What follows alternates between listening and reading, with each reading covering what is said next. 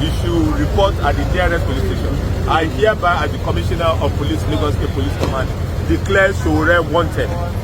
I declare him wanted for the act of causing disturbance of public peace and an act to commit serious felony. Now we're carrying lethal weapons. This is what we're talking about Nigeria this time. The police that ought to be protecting the citizens of Nigeria are busy chasing after and attacking innocent civilians, people who they don't build houses for, people they do nothing for. So right now, there's serious tension going on in Lagos. The Lagos State Police Command has officially declared activist and journalist Omoyele Sowore wanted, and this one done cause plenty talk both online and offline.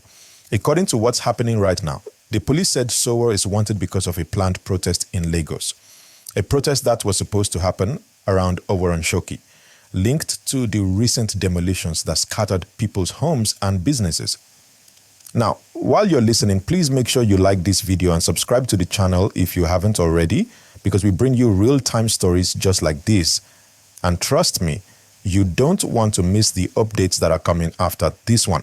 So let's continue. From reports reaching us, the Lagos State Commissioner of Police, Mr. Mosho Jimo, said that Sowore and some other people were planning to hold a protest that could disturb public peace. According to him, their plan was to block major areas like the 3rd Mainland Bridge, which is one of the most important routes in Lagos. The police said if that happened, it would cause serious traffic, confusion, and even hardship for Lagos residents going to work, school, and market. But here's where the story gets more interesting. Sowore's side and the people who were planning the protest said it wasn't a violent one at all. They said it was supposed to be a peaceful protest against the illegal demolitions that took place in Oworonshoki. If you've seen videos or pictures from that area, you'll understand why people are angry. Many houses were destroyed, shops broken down, families displaced, all in the name of development. Residents said the government did not give them proper notice or compensation before destroying their properties. So the activists said they only wanted to use the protest to raise awareness, to make the government listen and act fairly. But now the police are saying the whole plan could turn violent, that it's capable of creating chaos. So instead of allowing it, they have now declared Sowore wanted and arrested 13 people who were allegedly part of the protest plan. Please, if you're following this gist, take 1 second, like this video right now, so more people can hear the full story. And if you're new here, hit that subscribe button and turn on notifications, because this matter no be small one, and we'll keep following it till we know what happens next. Now, back to the story. The police said Sowore should come forward and report himself to the nearest police station. They warned that if he fails to do so, he'll be arrested anywhere he's found, investigated, and prosecuted under the law. The Commissioner of Police made it clear that Lagos will not allow anyone to disrupt public order, especially around key areas like bridges, expressways, or government facilities. But many Nigerians are not taking this lightly. Some are asking, why declare someone wanted just because of a peaceful protest? Others are saying it's an attempt to silence activists and make people afraid to speak up. Because remember, this is not the first time Sowore has faced such issues. In 2019, he was arrested by the DSS for organizing the Revolution Now protest. And since then, he has always been seen as a strong voice for the people, especially when it comes to government accountability, citizens' rights, and corruption. So, people are now reacting differently. Some support the police, saying the protest could have turned into something ugly, while others say it's another form of oppression, another way to stop citizens from expressing their grievances peacefully. And this brings us to the big question. What exactly is the line between peaceful protest and public disturbance? Because in a democracy, people are supposed to have the right to express themselves, especially when they feel government actions are unfair. But at the same time, government also says it has the duty to maintain peace and prevent chaos. So, where do we draw that line? That's the conversation going on across social media and news channels right now. Please, if you have your own opinion about this, drop it in the comments below. What do you think? Was the police right to declare Sowore wanted, or should they have allowed the protest to hold peacefully?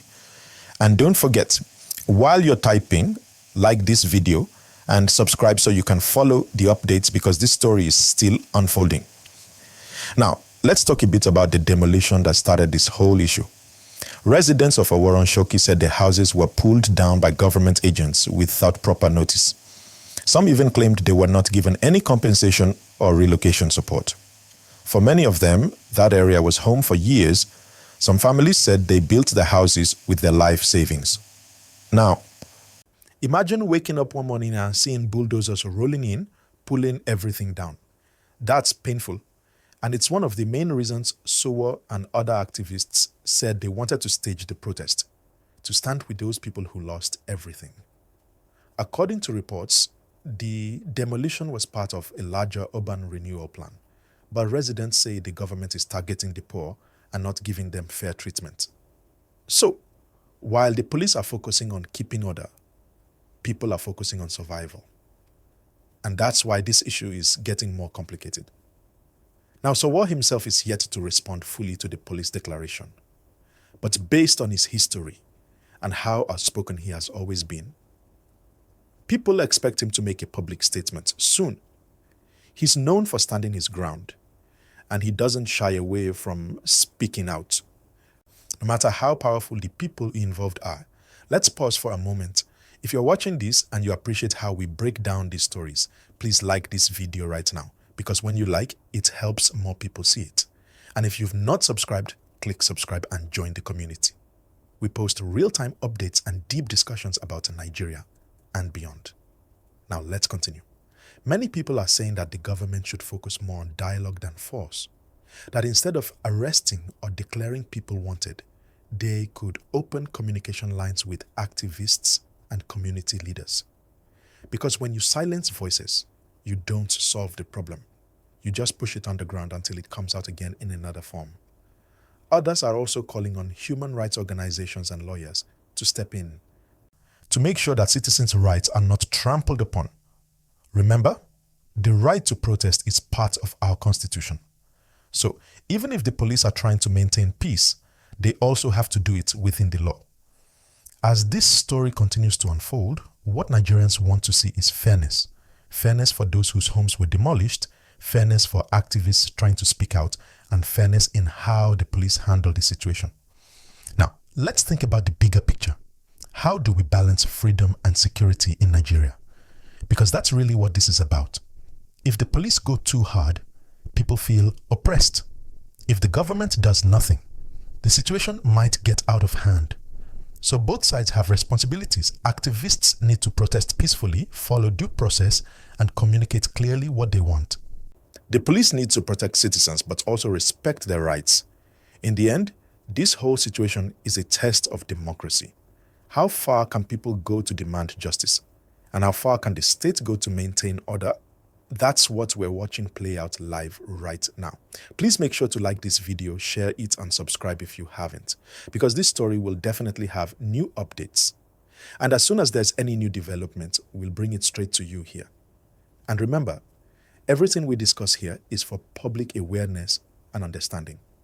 We are here to inform, not to take sides. What we want is a peaceful, fair, and just society where every Nigerian can speak, live, and move freely.